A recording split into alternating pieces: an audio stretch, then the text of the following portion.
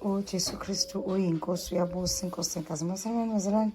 Okay, this is what happened bangcwele, ngixoxela ngalelala ngenza ivideo ngangayiqedela ngangashutha sekuyi-final sekulungisiwe. So abazalwane bacela abazalwane ukuthi ngibenzele ke isiphelele. So waze wangifonela nje uNkululeko, kithi shout out to sisiNonkululeko, waze wenza nje yena-ke okay no phone wangenzela i-VN wathi nje ucela ukubona i-final. Okay bazana, so wenza something else namhlanje ehlukile but ngenzela nje sinikhombise final. Okay bazana, now ke sesichophile alright, ama-vegetables wethu lawa, cabbage le, lana ujinja, ugarlic, upelepele, green beans bazalwane, grated carrots, grated tomatoes, onion. Okay bazalwane, ngimxoxele by the way lo onion lo yabo lo ngaphezulu ngifaka onion uthula kodwa lo ngaphezulu uthole la ikhala abafundi, and then green pepper, and then potatoes, and then la ama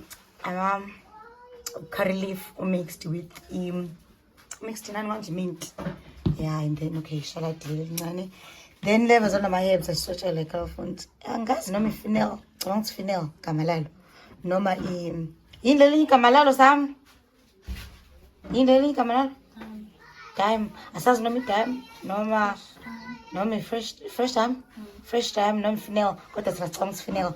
You can comment down below ke bazana ukuthi unicabanga ukuthi yini le kodwa sicabanga ukuthi finel, asikho sho ngegama lale herb. Okay bazana, ngikhombisa ke masuku i-final product nani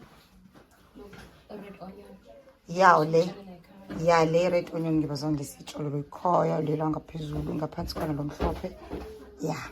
Okay ke sizomkhombisa ke sekuphekiwe ke namhlanje, sizomkhombisa nje everything bazalwane. Hallelujah. Okay, nansi into bazalwane, sizo-eda spaghetti. Okay, ya uzobona ekuqinisisa nje ini ngalela langa phela bazantu enza ukuthi singabe savezi value products. Asemasekisi ngibheka amafoni lawa kwasivlogger ngawo. Hayi ubhuti wethu ngitshela ukuthi sechurchini, ubhuti wethu uDokozo. Hayi ke kade mina sengiyilaveleke nami sengifuna ukuthi ngidle bazalwane.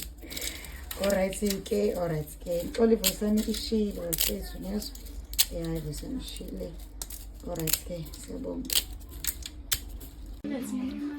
Hallelujah bazalwane, Jesu Kristu inkosi. Okay bazalwane, yasa siqedile namhlanje, sikhumbulile ukuthi sinitshengise masekuphelele. Ya yikho ke lokhu bazalwane, yiyo le emeli yethu, ya yiyo le bazalwane isiphelile.